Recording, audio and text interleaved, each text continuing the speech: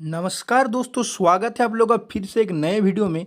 दोस्तों, आज की इस वीडियो में हम लोग बात करने वाले हैं आकांक्षा 40 के नियंत्रण एवं समन्वय जो चैप्टर है बायोलॉजी के, उस चैप्टर के मोस्ट इम्पोर्टेंट क्वेश्चन के बारे में हम लोग बात करने वाले हैं, जो आप लोगों के एग्जाम में डायरेक्ट पूछे जा सकते हैं या इस टाइप का एग्जाम में सवाल रहेगा। तो आज की इस वीडियो में नियंत्रण एवं समन्वय जो चैप्टर है उसमें जो बहुत सारे इंपॉर्टेंट है एनसीईआरटी के जो क्वेश्चन है वो हम लोग उठाए हैं। तो उसके देखने वाले हैं कि क्या क्या इम्पोर्टेंट सवाल है। और ये जो वीडियो है, ये वाला वीडियो जो है मेडिकल ग्रुप के लिए बहुत ही इम्पोर्टेंट वीडियो है, क्योंकि ये नियंत्रण एवं समन्वय चैप्टर के मोस्ट इम्पोर्टेंट क्वेश्चन है। इससे पहले हम लोग जैव प्रक्रम का 10 को सवाल करा दिए थे जो कि मोस्ट इम्पोर्टेंट था। अब हम लोग नियंत्रण एवं समन्वय का करा दे रहे हैं। तो चलिए शुरू करते हैं आज की इस वीडियो को। तो पहला सवाल है बायोलॉजी का, ऑक्सिन है। ऑक्सिन क्या है? वसा है, एंजाइम है, हार्मोन है या कार्बोहाइड्रेट? तो दोस्तों बताएंगे, ऑक्सिन एक प्रकार का हार्मोन है। ऑक्सिन एक प्रकार का हार्मोन है। ऑक्सिन हार्मोन जो है एक पादप हार्मोन है। किस टाइप का हार्मोन है? ना पादप हार्मोन है। पादप हार्मोन। ऑक्सिन एक टाइप का पादप हार्मोन है जो पौधे की वृद्धि और विकास में महत्वपूर्ण भूमिका निभाता है। इस हार्मोन का काम क्या है? वृद्धि और विकास जो होता है ना पौधे का, तो उसका महत्वपूर्ण भूमिका ये निभाता है। पौधे की वृद्धि और विकास जैसे अगर बात करें तो कोशिका विभाजन, फिर जड़ों की वृद्धि, तना की वृद्धि, इस टाइप का वृद्धि और विभाजन में ऑक्सिन हार्मोन बहुत ही काम आता है। तो पहला नंबर क्वेश्चन पूछा है कि ऑक्सिन है।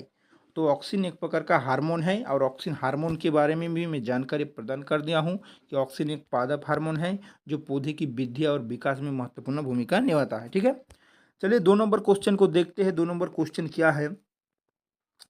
मस्तिष्क में विभिन्न सूचनाएं किस रूप में संचित होती है?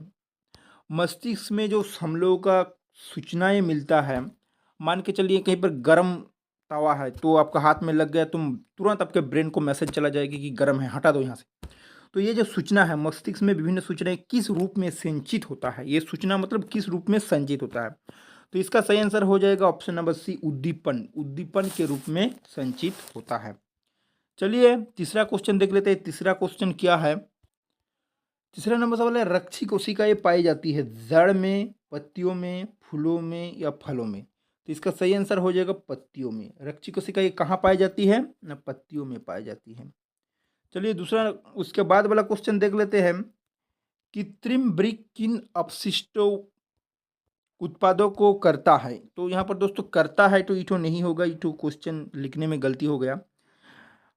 कृत्रिम वृक्क किन अपशिष्ट उत्पादों को रुधिर अपहोन द्वारा पृथक करता है, ये सवाल होगा। ठीक है दोस्तों, कृत्रिम वृक्क यानी आप बोल सकते हैं डायलिसिस। कृत्रिम वृक्क को हम लोग डायलिसिस मशीन भी कहते हैं। ठीक है, डायलिसिस मशीन।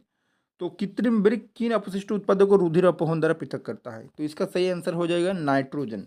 नाइट्रोजन जो है ना, नाइट्रोजन युक्त जो अपशिष्ट पदार्थ होता है वो कृत्रिम वृक्क रुधिर अपहोन द्वारा पृथक करता है। अगर आप लोग पूछेगा नाइट्रोजन युक्त अपशिष्ट उत्पाद मतलब इसमें क्या क्या आता है, तो इसमें आप लोगों का आ जाएगा एक यूरिया। यूरिया एक नाइट्रोजन युक्त अपशिष्ट उत्पाद है, यूरिया। दूसरा आ जाएगा क्रिएटिनिन, ये भी एक नाइट्रोजन युक्त अपशिष्ट है। तो इस प्रकार का जो नाइट्रोजन युक्त अपशिष्ट उत्पाद है इनको पृथक करता है। ठीक है, चलिए इसके बाद वाला क्वेश्चन को हम लोग देख लेते हैं। तंत्रिका तंतु की उत्पत्ति किस प्राथमिक ऊतक द्वारा होती है? तंत्रिका तंतु जो होता है उसकी उत्पत्ति मतलब किस प्राथमिक ऊतक, मतलब पहला कौन सा ऊतक होता है जिसकी उत्पत्ति तंत्रिका तंतु की होती है? तो इसका सही आंसर हो जाएगा इंडोडर्म। इंडोडर्म जो है इसका सही आंसर हो जाएगा। तंत्रिका तंतु की उत्पत्ति किस प्राथमिक ऊतक द्वारा होती है? ना इंडोडर्म प्राथमिक ऊतक द्वारा इसका उत्पत्ति होती है। चलिए आगे बढ़ते हैं, आगे के सवाल को देख लेते हैं। थायरोक्सिन का स्रावन कहाँ से होता है? तो थायरोक्सिन जो है एक हार्मोन है। तो बोल रहा है इस हार्मोन का स्रावन कहाँ से होता है? तो इसका जो स्रावन होता है दोस्तों थायराइड ग्रंथि से होता है। थायराइड क्या है? एक प्रकार का ग्रंथि है। और थायराइड ग्रंथि के बारे में अगर आप लोग जानकारी थोड़ा ले ले तो थायराइड ग्रंथि जो है वो गले में स्थित होता है। थायराइड ग्रंथि गले में स्थित होता है और तितली के आकार का थायराइड ग्रंथि होता है। ठीक है,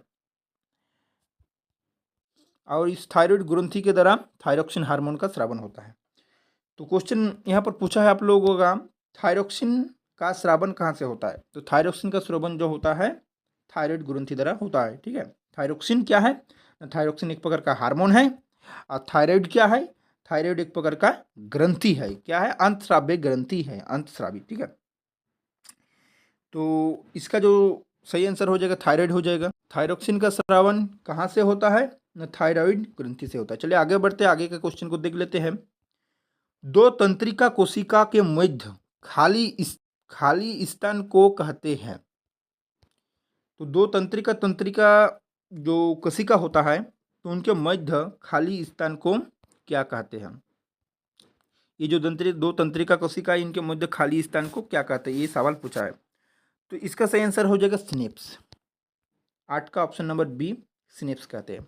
ठीक है, चलिए 9 नंबर क्वेश्चन को देख लेते हैं। 9 नंबर क्वेश्चन क्या है?